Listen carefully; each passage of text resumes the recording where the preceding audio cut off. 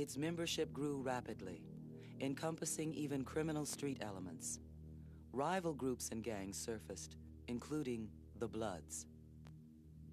Between these factions, war has been raging now for 24 years at a cost of thousands of lives and endless anguish and misery in the community. There are over 80,000 gang members in Los Angeles. The 8-tray gangster Crips are among the largest and most lethal of nearly 300 gang sets spread throughout the city. This is the story of Lil Monster, as told in his own words. The only true gang expert is a gang member.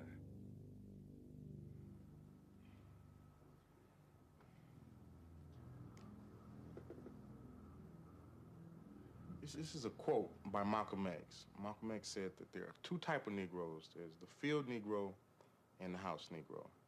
And the house Negro, when the master's house is on fire, the house Negro will run to put the fire out quicker than the master, while the field Negro will pray for a stronger wind. When the master is sick, the house Negro will say, "Master, is we sick?" While the field Negro will pray that he's dead.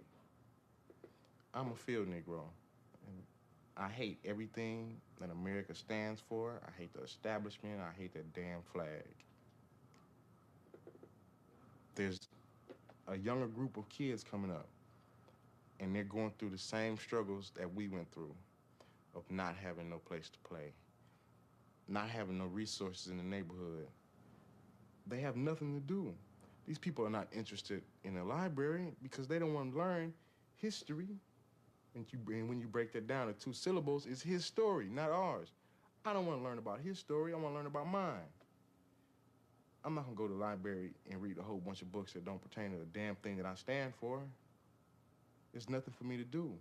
I can't get a job because of the color of my skin. So I'm going to hang out with my buddies and gangbang. What is the definition of gangbanging? What makes up a gang? I don't even know what the hell that word means, gangbanging. That's a word that the establishment made up for reasons unknown to me. And we're now labeled as urban terrorists.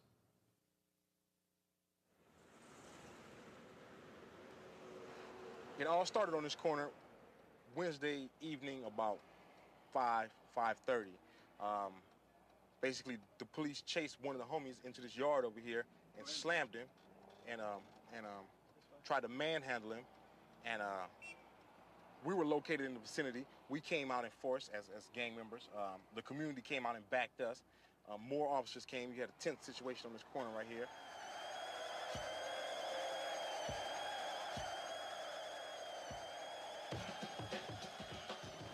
In a situation like that, normally you would get 2 cars.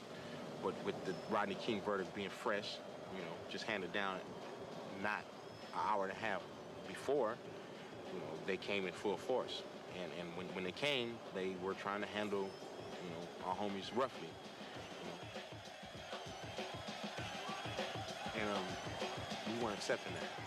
You know. The situation got tense. You know, there was a lot of pushing and shoving. Once bottles and rocks and sticks were being thrown at the officers, they then went into a retreat mode and got out of there. And when they cleared that corner, what they left is, I'd say, well over 100 people very upset. And that's what happened in that corner. You know, that's when people started getting pulled out of their cars, and Reginald Denny, the truck driver, got pulled out, you know, and so forth.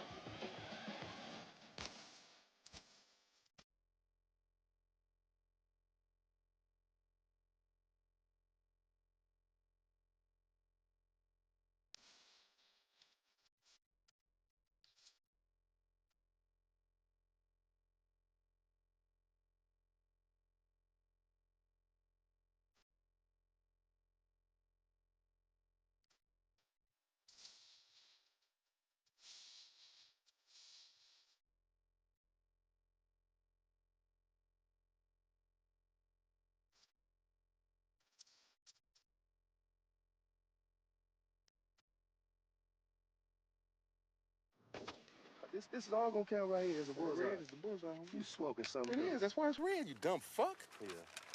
He's through. Yeah, he's through. He would have been through. He got hit in his cheek. He just didn't get hit dead center in his forehead. That's what I'm talking about. Blew him up. Blew him up. Rag didn't hit it. He was trying to duck. It's me. Perfect shooting. For the 45. Once you disarm the community, you be throwing rocks at tanks like the brothers and sisters in Palestine and in South Africa.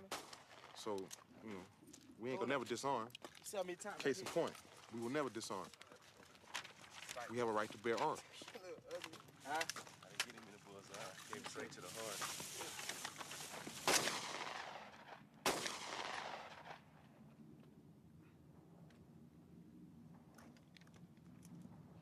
Malcolm X was...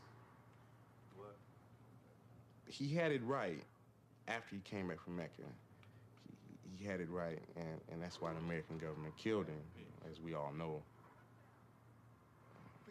They're gonna silence anybody that speaks right, or anybody they feel is a threat to their national security. I'm not too keen about Martin Luther King. He was a good man. I respect him, but that was straight up bullshit that he was talking about. Well, these people were marching and being spit on and kicked and beat up and killed, and they still stuck to this non-violent thing. And preaching civil rights, but it wasn't a question of civil rights, but human rights. Did you have a problem with that? That ain't the player I meant to pick. Yeah. You know, I don't plan on being silenced or shot either. Tony hangs with me because he's my dog. He's my road dog. My homie, my right-hand man, someone that I can always depend on. He watches my back when I can't. We're not going nowhere. Sean was an adorable baby. He was a baby that would cry, and he'd put his hand over his mouth, and he'd look around to see if he was disturbing someone. Like, I don't want them to hear me crying, but I'm really upset, you know. He was a good baby. I knew the first time that I looked at him and held him, I said, something special about this little guy. This little guy is very special. My mom did the very best that she possibly could for my brother Cody and me. She wasn't always around, true enough. She had to hold down 2 jobs, but we don't blame her for any of the mistakes that we've made.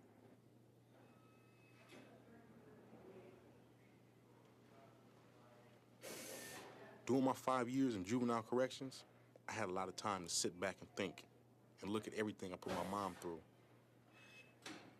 I went in for a first-degree murder at the age of 14 after retaliating on people that tried to kill my brother. I was 21 by the time I got out.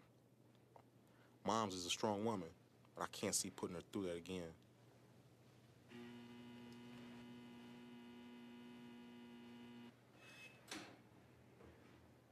I've had 2 great role models in my life, my mother and my brother. Cody's currently serving out a 7-year sentence for assault. Regardless to what he may have done, right or wrong, he's still my role model. What's up, Jackson? What's up, man? How you doing? I'm all right. What's up? All right. A lot of people ask us, why are we so close? We're brothers by chance and not by choice. And that doesn't necessarily mean that I have to love him. But we're best friends because we want to be, and that's our choice. What's up, homie? I was thinking about you last night, and when I was in my cage. When Vietnam vets would be in Vietnam, and they would be wounded 1 or 2 times and have to be sent back, and get an honorable discharge and probably a Purple Heart for bravery or valor. And you got people like Lil Crazy D, right, who've been wounded like 13, 14, 15 times, right? Pieces of his head missing. And then people like yourself and myself, who you've been stabbed, I've been shot several times. Where do we go when our mind has been so hung up in years, not months of combat, and our mentalities have been reduced to mincemeat? Where do we go to seek compensation, not necessarily monetarily, right? But emotionally. You know, we need psychiatric help too, and we have no Veterans Administration, and it's starting from the cradle to the grave. You know what I mean? Starting from the cradle and ending with the grave. It gets so tiring to the point where it's mind-racking, and in moments of clarity, we commit acts like suicidal acts, and which sometimes results in what we go on now, which is gang activity, you know what I'm saying? Cody was going to be an artist. Sean, I just felt Sean enjoyed reading, he enjoyed music. I knew it would be some kind of literary stuff that he would get involved in. I just knew that my guys were going to be all right. And my neighbors were very good to me. When we lived on Hillcrest, I was surrounded by different nationalities. They would take my children to the circus. They would take them to the park because they were lovable, for one thing. Before we moved from where we were staying on 54th and Hillcrest, I think back to those times, and those were some of the most securest times in my life. A lot of times when I need to think things out, I'll go back to that neighborhood because all I remember about living over there was the security and warmth I felt.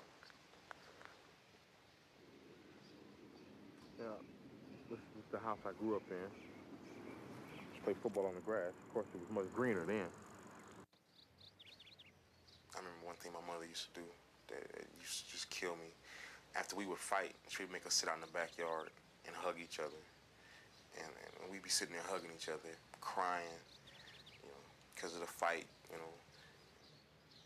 They stopped fighting each other because they didn't want to sit in the middle of the floor and hug. And especially when they angry with each other. Well, I'm going to hit him again. It's okay. You can sit there and hug for 8 hours. It's fine. And apologize. Now kiss him. Give him a kiss. Tell him how much you love him and that you're sorry that you clobbered him. My mom and father had moved out west from Texas in the latter part of the 50s, looking for that dream life here in the state of California. I was married to Mr. Scott for 13 years. He and I had a failure to communicate. It's rather sad, too. I can remember one time in particular where he came home and we can hear him in there arguing. And she had, it was a butt that used to be on a .22 rifle. It was solid. And I can still hear the sound of it hitting my father upside the head. It got to the point where I found myself losing respect for him as a man, as a person, as a human being. It was over. I also felt that I had to do it for them, too, because we had gotten to the point where we were arguing in front of the children, and this would make them nervous. I remember him packing things and leaving. I felt that I was losing something. I remember crying and telling him that he didn't have to go. And I remember him saying, well, you just don't understand. I don't know, I felt sad for a long time. Hey, how's it going, Mr. Joe?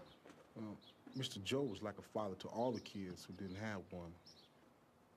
He really meant a lot to me. He suffered a stroke in 1990. Now he's an example of how the government ignores its veterans. Been all right? Sean was about 6 years old. I took him deep sea fishing, and the boy didn't do nothing but puke and sleep. I caught that one little fish, but you made me throw it back because it was too small. Yeah, well, I mean, that was my first fish. Yeah, he caught one little fish while he was puking. We have a beautiful world, but the people don't have sense enough to live in it. That's true. Even though we were happy living on Hillcrest Street, in 1972, my mom bought a house, a bigger house, in South Central. South Central changed us. It changed everything. We ceased being children from the time we hit South Central because we moved into a very gang-infested neighborhood, and gun battles were raging up and down the street continuously. And we just had to grow up quick. And just the Darwinistic theory of evolution, evolve or perish really set in on us real heavy. And we just had to just go with the flow. We had to roll with the punches or just be eliminated. And then the next thing I knew, Cody was getting off into a gang situation. And I really hated that. Oh, I really hated that. I went through everything that I could get to help me in order to try and keep them out. Of course, there was no help from the father because at this point they had become my children. They were always my children. My first encounter with gang life, I was a victim. I think I was 10, and I was a victim of some guys in the gang who lived down the street. Older guys, older than myself. I was 10, they had to be like 12 maybe. Took my money, busted my lip. And I knew that they had the power then, that alluring power, right? And in that particular area, on that particular street, everybody was a gang member. Everybody clicked around the gang. The gang gravitated at center earth. Nothing was important outside of that. So to be a part of that was to be in. And then you had the power. And then you weren't a victim no more. The Crips were like coming along, but it wasn't the shooting and all of that. It was just the fighting and what have you. So he thought that he wanted to be a Crip, and I promised him if so, I'd break both of his legs and he could easily be one. She was upset. She didn't believe it. She didn't think it could happen to her children, not Cody and Sean. And she didn't take it serious for years, until she really started seeing us being gunned at, us pulling guns around the house, the gang graffiti in the room. The room had been transformed into a military launch site, and people coming over with a particular dress, a particular attitude, a particular talk. I knew that it was a dangerous situation because I read the paper every morning. I look at the news. And it was happening to other mothers' sons, you know. They were dying and being shot up, some in wheelchairs. You know, I never wanted anything to ever happen to my children. A friend of mine, Trayvon, and I were robbing this man, and the man hit me in the face and ran, and Trayvon held him for me. And I stomped him like for 20 minutes and really disfigured his face, stomped rocks into his face, you know. The man lapsed into a coma, and the police said that, came back and told the civilians when they were trying to figure out for witnesses, whoever did this to this particular person has to be a monster. And then, so when I came around at night, people were saying, man, they called you a monster, man. They were calling you a monster. They said, man, you was this and you was that. And I was going, damn, monster. Unique name, you know? As one police officer asked, why did I allow my sons to join a gang? And I said, sir, begging your pardon, it's nothing that I allowed. Said, you know, all the time when you black men leave your black woman, you don't always take care of your black babies. I'm taking care of these black babies. I have to. So it's nothing that I allowed. I couldn't sit here and hold their hand 24 hours a day. We would sure enough get sick of each other. I feel very, very bad about her now that I think about it, because you have to understand the mindset of a gang member. Nothing outside of the gang is important. The gang is your religion, the gang is your corporation, the gang is your college, the gang is everything that any civilian holds dear. The gang is all that. It's your family, it's everything. So nothing outside of that exists. I don't think that young people have a conscience. I really don't. I don't even think that they know what it is. Because they can laugh and they can talk about the things. They can discuss them like it really meant nothing. I just did it. It had to be done, you know. I get home from camp on October 10th, 1979, and he says, we're coming to the garage, I want to show you something. Takes me in the garage, and he has all these shotguns laid out on the blanket, 13 shotguns. I think like 7 maybe are sawed off. And all these shotguns that came out of everybody's house on the block. And he broke in everybody's house on the block and told us shotguns. And he told me, well, you know, I'm a little monster now. Matter of factly.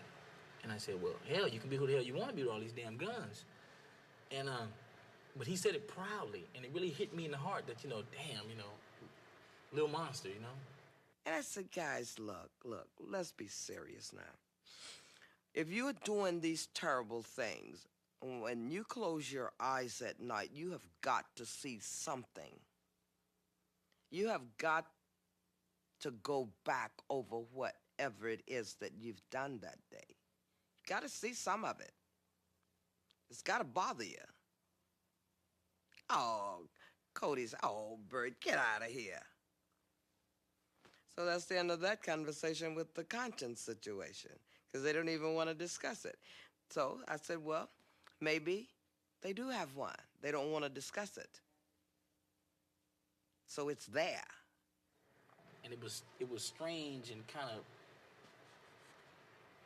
emotional to see him go through that phase. And I didn't want him to come, but I wanted him to come because I loved him. And this, to me, was my world. This, to me, was reality, gang activity.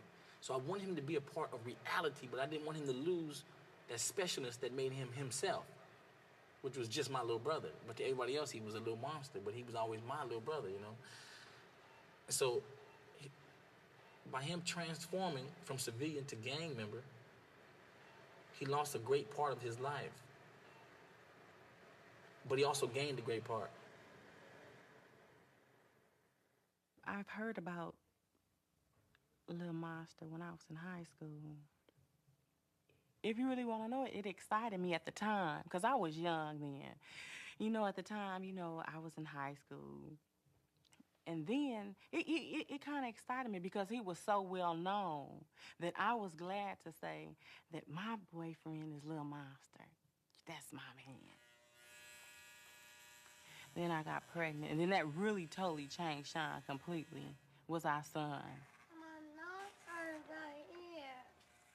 Kershawn, Scott the second. We're almost done. He wears a Mike Tyson part. Okay. All right. Okay. Sometimes I'm worried about me and my son. About 3 years ago, I was putting gas into the car.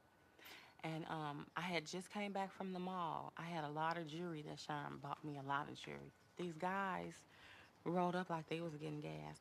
And he pulled this gun on me. He just went click, click. And he said, bitch, get out of the car. And my heart just dropped. I grabbed my purse and I flew out. And he said, bitch, leave your purse.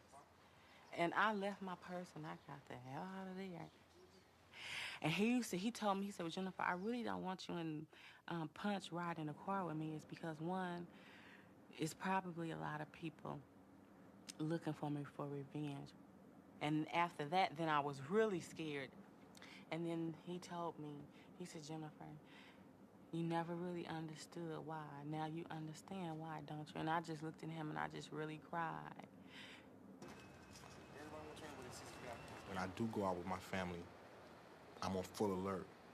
It's always wise to have an extra set of eyes and an extra strap.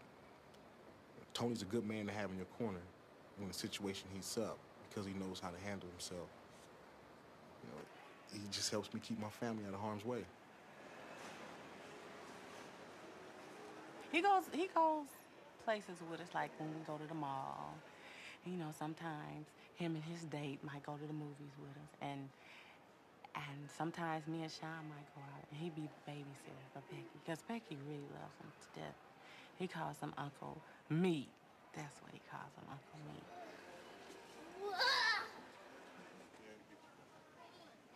And I hope that, like some couples break up and the father go this way and the mother go that way. But I hope that down the line, me and Sean really can just hang in there and coach my son.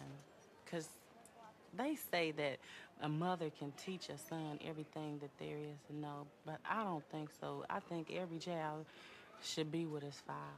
Every child should be with his father. I think my son will look back and say, well, my father did this, and he did that, and at one point, it was bad. And at another point, it was good. I don't think he'll ever be ashamed of me.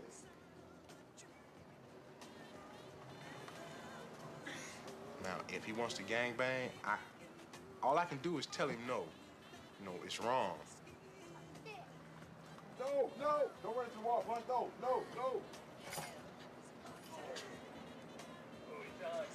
Punch. What you running into the wall for, Jack? You a crash dummy or something? Punch is just straight on a suicide mission. I want total independence from the American government, and that's where liberation and the struggle continues from one generation to the next. So this is a struggle that I'm going to hand down to my son from one generation to the next. We have to rebuild to the point where we have independence.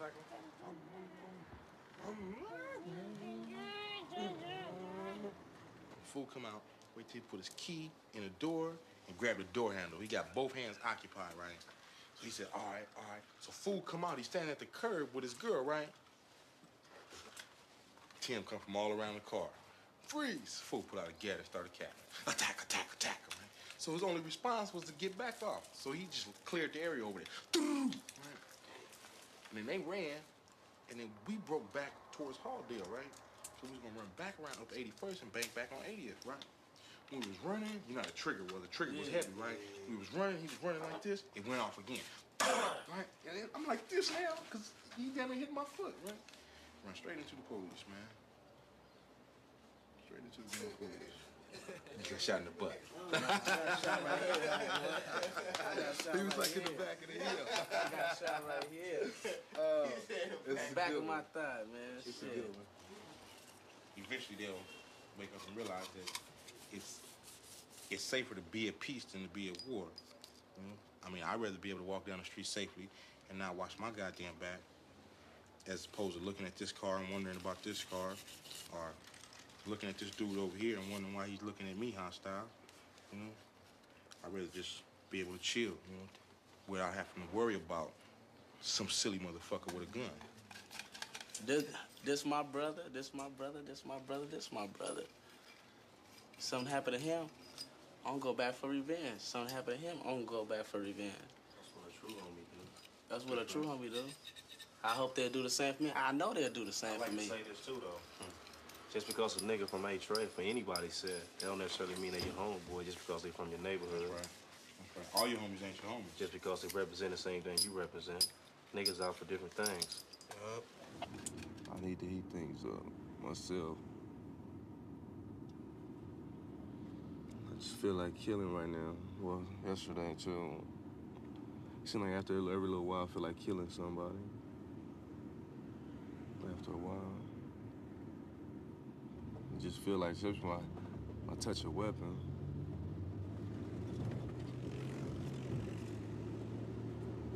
I figure ain't no need to have a weapon if you ain't gonna go use it. I was doing a lot of thinking last night. A lot of thinking. Living. The homies, my life. Shit. I figure I can kill about 20 more motherfuckers. Go get me a job. Get married.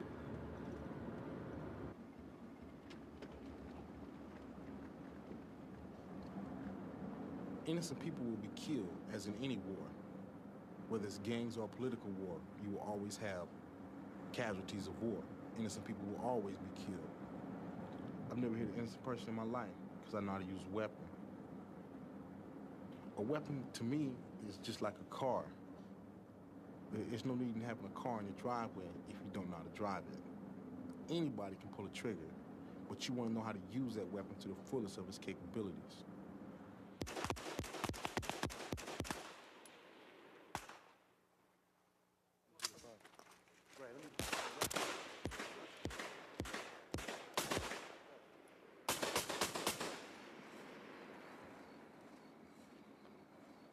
New African militia.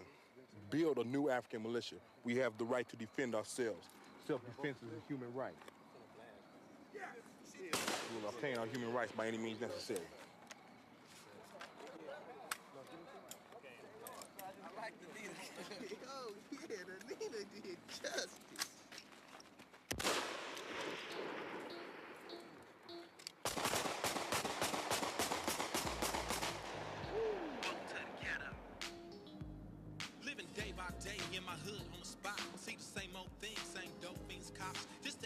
I'll pull up at a light, and my biggest fear is being trapped in my car. Because of the reputation that I have, I fear that someone will pull up on the side of me and know who I am, and he'll have that jump. I'll be stuck in traffic at the light and can't get away. So that's one of my worst fears. As a matter of fact, I try my damnedest to stay out of that middle lane, always in the far right lane, able to turn quickly if I can. Yeah. Gangbangers hanging out, looking for something to get into, just like the next person. Looking for an opportunity to make some money if they hustlers. Jack somebody for they hoop. Or just stick a motherfucker up. That shit pissed me off. When I see one of my enemies, I can't get their motherfucking ass. I know if they see me, they for sure try to peel my cab. Ain't no doubt about that. Catch the light, Jack. I mean, stop right here. You should have stopped. Man, there goes some right there. Like 4 of them in one car. Damn.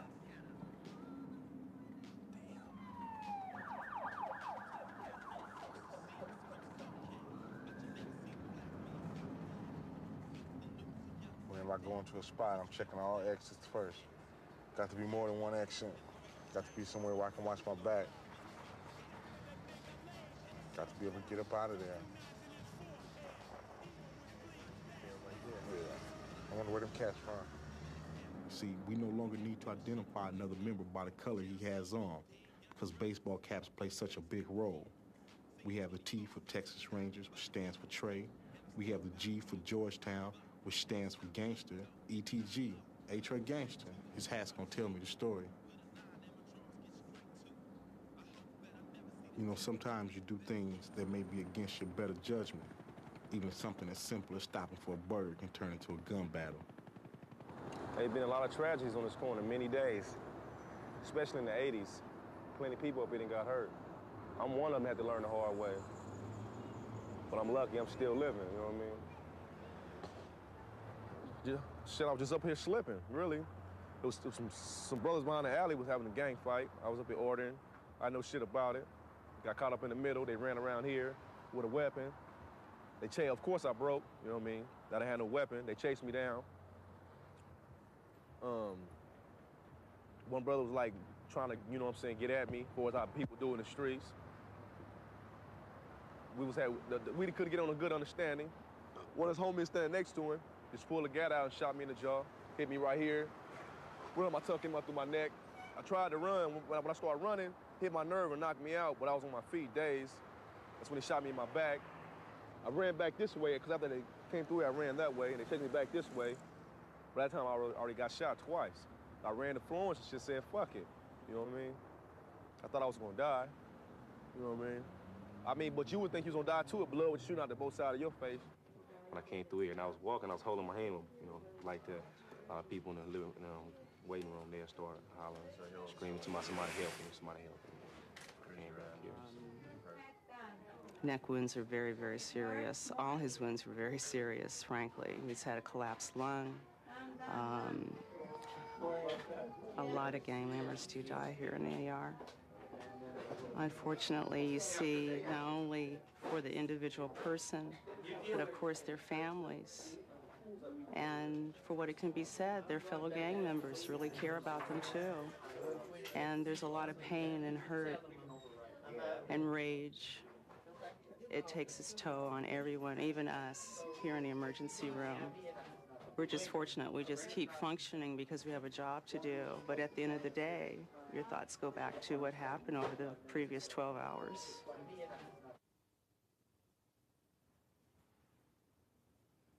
Cody got shot on a New Year's Eve. It came to me in a dream the night before. And I got up that morning and I was just totally, just almost hysterical. So I said, Cody, look, let's talk. I've got to talk with you. So he said, oh, Bert, it's just a dream. So I stayed home all that day, New Year's Eve. And if I moved, I grabbed his hand. because you could wink your eye and he would disappear. It was like he was an apparition or something, you know? So this was going on, and usually a friend of mine, we would drink champagne on New Year's Eve at the Eat Shop where I used to work. And Cody say, Bert, look, you've worn me out. I'm not gonna go anyplace. I said, Cody, if you leave home today, you're gonna either be shot up real bad or you're going to die. So finally I did leave, and I went to the Eat Shop, and Cody did leave too. One guy got a beard, a mustache, one guy got a beard, and one guy's clean shaven. But they're not dressed like gang members, and I don't see no bulges where they might be armed. So the guy walks up to me and he says, aren't you Monster Cody? So I said, yeah, I'm Monster Cody. I'm from A-Tray Gangster, what's up? And the guy reaches in his coat, he has a pea coat, but he can't get through the gun apparently because it's the button. And when he reaches in his coat, Lil Hunchy runs and leaves me. When I look towards Lil Hunchy to the left and look back, the guy shoots me in the stomach. Shoots me in the stomach, point blank range, no closer than you and I are, and blows me against the wall. And the impact of the bullet, it doesn't really hurt me, but it surprises me. And the force of it blows me against the wall. And just out of survival, out of the instinct, I rush towards him, try to grab the gun. And he shoots me in the left hand, and my hand hits the wall like it's blown off, where I don't look at my hand. So now I know it's time to go. I turn around and try to run, he shoots me in the back. The bullet that hits me in the back knocks me down on my face, and I'm dazed. So now I'm getting up on my knees, and the guy kicks me in the stomach, kicks me over, so I have no alternative but to put my leg up, just try to shield a shot. And he shoots me 3 times in the left leg, and then they run off. Well, Lil Hunchy, he ran the entire block, and he comes back, and he asks me, what happened? Well, damn fool, I'm shot. That's what happened. The manager came, Maurice came, and he said, babes, I think you'd better come to the phone. Everybody's screaming and crying. Something is wrong at your house. I said, know what it is. My child has been shot. And sure enough, he had. My first thought was is he dead? The only news I got was that he was shot, you know. I immediately raced home, looking for the weapons that I knew we had at home, which was a double-barrel shotgun and a 9mm hand weapon. Neither was there. I went to the hospital. It was horrible because I saw so much while I was there. Other mothers there with their kids coming in, cut up and bleeding. It was horrible. Oh. A lot of people were wondering why I was not screaming and hollering, but I had experienced this. I had gone through this in my dream. I'd had it, you know. But I touched him, and I knew he was going to be all right. He knew he was going to be all right. The doctors weren't sure, but we were. I felt the loss that I might lose my brother. You know, I felt empty. As the night progressed along, I think I was overcome with revenge than anything. New Year's morning, I was in my bathroom, and I heard all of these voices outside the window, and I looked out. There were young ladies out there, too. They were ready to go and blow this house up. So I went out there and I explained to them to the best of my ability that what they were doing, what they had in mind was very definitely wrong. We had a meeting at the park that day to discuss what had happened, who was there, who was the trigger man, and what should be done. Sean was so hurt. I had not seen my little guy cry like that in a long time. And it was just so much love there. but yet there was so much hate there. There was hate toward the people that had done this to Cody.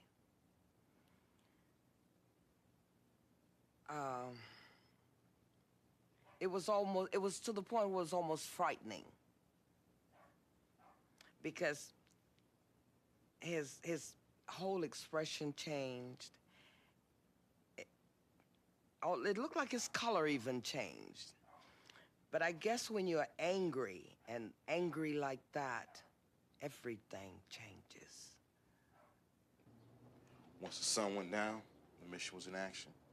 We had the 2 shotguns that I had, which was a double barrel, which I had, a 20 gauge pump, a 12 gauge pump, a 8mm rifle, and 2 .357 Python hand weapons. And we started on our journey in the enemy territory. We combed each block, looking for any sign of movement.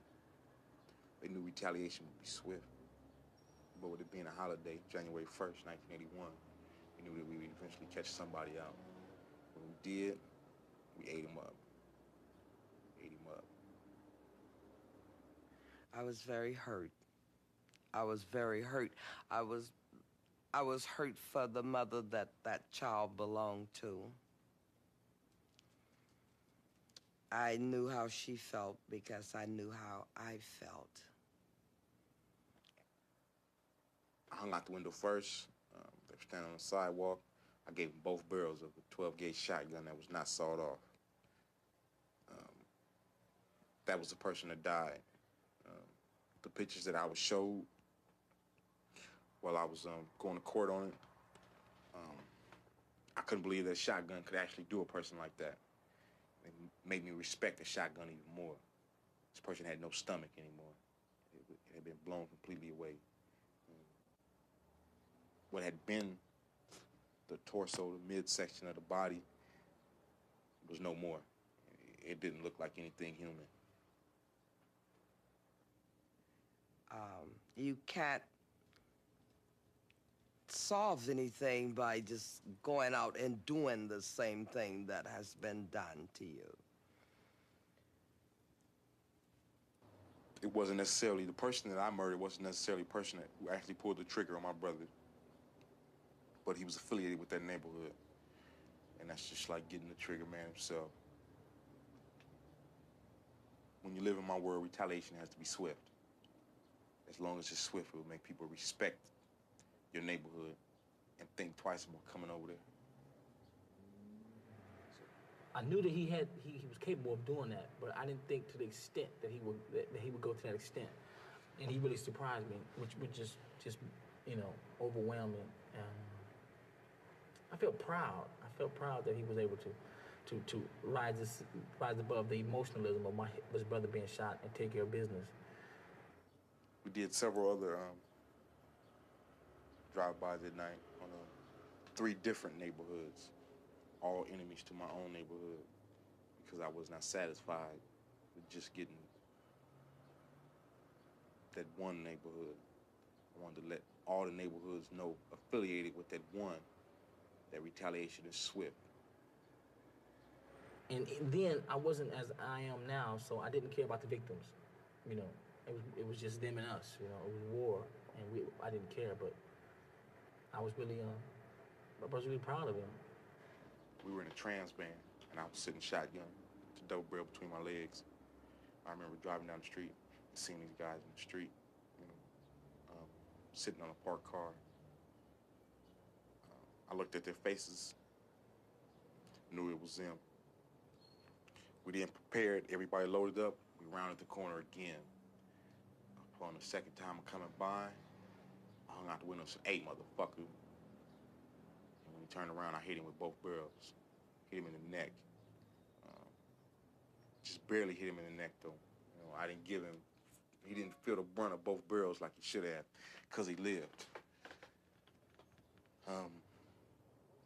After my initial 2 shots in a double barrel, that was it. I would sit back then and let everybody else do their thing. I can remember hitting the corner and looking back and seeing all 5 people stretched out. And I knew the job had been well done. At which point, I went over to my girlfriend's house and sat back and caught the 11 o'clock news. When Sean looked at me in the hospital and he was crying, and he wanted to tell me so bad I could see it in his eyes, to communicate on that emotional level, man, like, damn, you know what I mean? I love you, bro. You know, and we couldn't because we had that image, that mask. We had to be monsters, you know what I mean? I've cried from happiness with them, cried out of anger with them.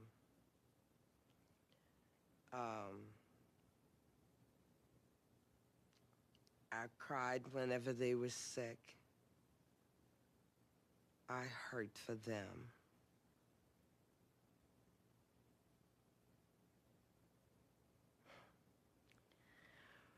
Whew.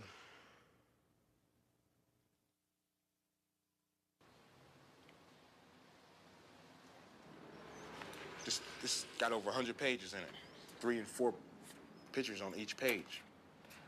There's not one page in here where everybody on that page is out of jail. Not one page. My homegirl, Net, participated in a shooting altercation. She's now doing time in a women's facility. My homie here, Big Spike. Here's a guy with 25 to life. My homie right here, Trey Ball. Trey Ball was crazy at times, but stupid he wasn't. There's been all type of stories circulating about what really happened in Trey Ball's back house that day. No one really wants to talk about it, you know? All we know is that Trey Ball died back there, and the official story was he was playing Russian roulette.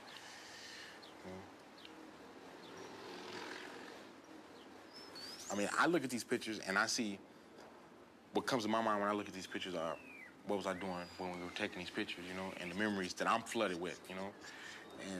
And at times I'm overwhelmed, and at other times I'm rather sad because I know I won't see that person again.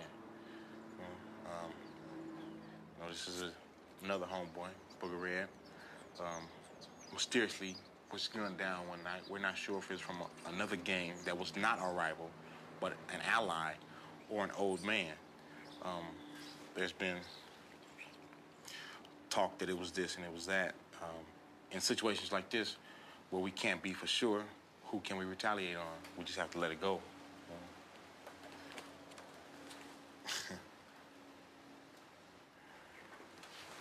This here, I don't have any pictures of 8-Ball. This is all I have left of him, all right? And it simply says, I got out today. Call me, homeboy. This is 8-Ball, Daryl Knox. And he left his number, 777-1770. Left that on my door. At night, he was killed. And this is all I got left of him, so I put it in my photo album. You know? Alvin, you see his obituary in here. Wasn't really active, but he supported the neighborhood, you know?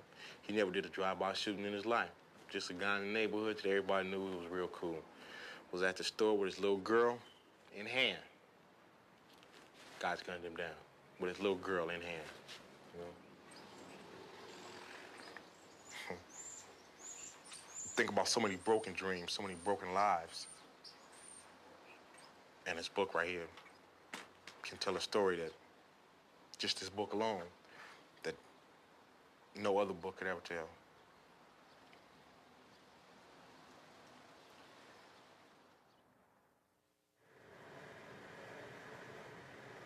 Like, we have pride. I got A-Train on my neck. I never lived on 83rd a day in my life. I don't own a brick on 83rd. But you see how much pride I have in this particular street that I would put it on my neck for life? That's pride. You ain't never seen George Bush with capitalism on his neck or Republican on his neck. But I'm sure he's proud of it, but we take this to the extreme, our pride.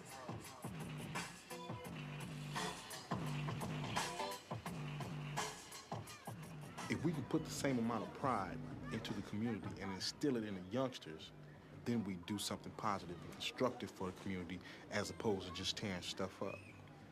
That's our role. That's our mission. I've done so much wrong in my community that helping somebody to me, it's like giving something back. Everybody knows that this is A Trey Park. Actually, I'm glad it's like this, you know? Brings a sense of community to the park. We teach them discipline. That's one of the things that we teach the kids at the park. And that's also something that we teach the young homies as they come into the gang.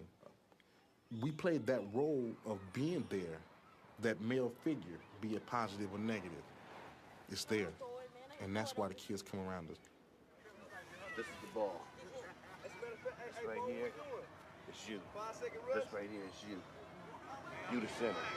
You my running back. I like the way you run. You know, these kids today have some of the same problems we did. So it's up to us to try and guide them, not necessarily into the gang or out of the gang, but through life. You know, people don't seem to understand. It's not like when they grew up, the days of Ozzie and Harry are dead. There are good fathers in the black community. You know, they've taken a beating. They've been through it all, through the unemployment, through the jailhouse. I mean, but they still are there for their kids. They 2 years old. Yeah, they've been with me ever since they was born. It's hard. It ain't easy, but they all I got. So I can't give up on them. They haven't seen their mother since they was about 6 months old. They football fans, though. Basketball and baseball, they like all sports. When Pops left, you know, there was a void in my life. But it was Bro who taught me to be a man, who taught me the responsibility it takes to be a voice in the community, to be a leader. You know, I picked all that up from him. Most of the youngsters raised in the projects of South Central Los Angeles dream of one day getting out. But fact is, most won't succeed. These neighborhoods are mired in poverty. Inmates, serving time in the ghetto, left ponies, white sheets, and send hail to the devil. I ain't beating around the bush, I'm going straight to the point. My job as a community activist is to get out and agitate and intimidate and do whatever it takes. That's my job. She told the DA that it wasn't my son, but he still wanted it. He said, I already know who it is, and we're gonna make it be him. My son don't need to go to jail for no damn $10 bill. I love him. Take care of my family. When the establishment comes down unfairly on somebody, I feel a certain responsibility. You know, I try to get out there and express our point of view so that the people will know what's really going on. It's a classic case of injustice with blacks and in the whole justice system here in America. It's a classic case. It's happened time and again, and it's going to continue to happen until we make some type of change. What type of change? What do you mean? Whatever change is necessary to ensure that our people get a fair shake, get their fair trial in court.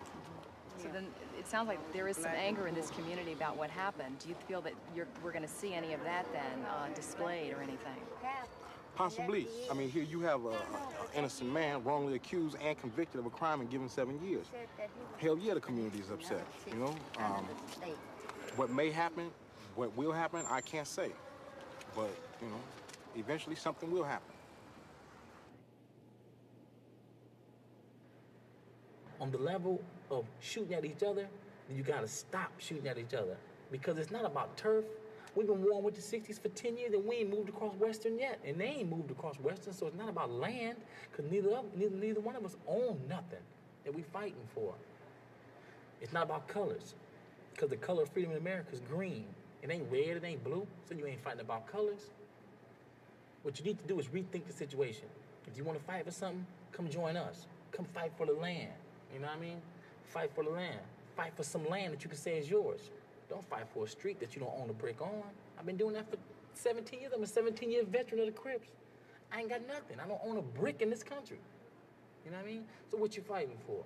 You ain't fighting for nothing. And it's not about wearing a Malcolm X t-shirt or wearing a Malcolm X hat. It's about being yourself. You know what I mean? Being an African ain't something that you get up in the morning and put on. It's something that you are. It's something that you are. You know what I mean? It's a mind state, to be in that mind state. All right, brother. All right, Jack, I love you. I love you too. All right, free the land. Free the land. All right. when I went through juvenile hall, there was no one there to guide me, to talk to me, tell me, look, brother, been through that shit, it's not worth it, you know? Or to just talk to me, man to man, you know? Especially after I had did the majority of my time and I was a man, you know, and I was close to coming home. There was no one there to talk to me man to man. I feel I can be that person. I feel that I can reach a lot of youngsters where I wasn't reached. And even if I can, even if I reach one youngster, that's one more than before. You know? So that's the job that I want.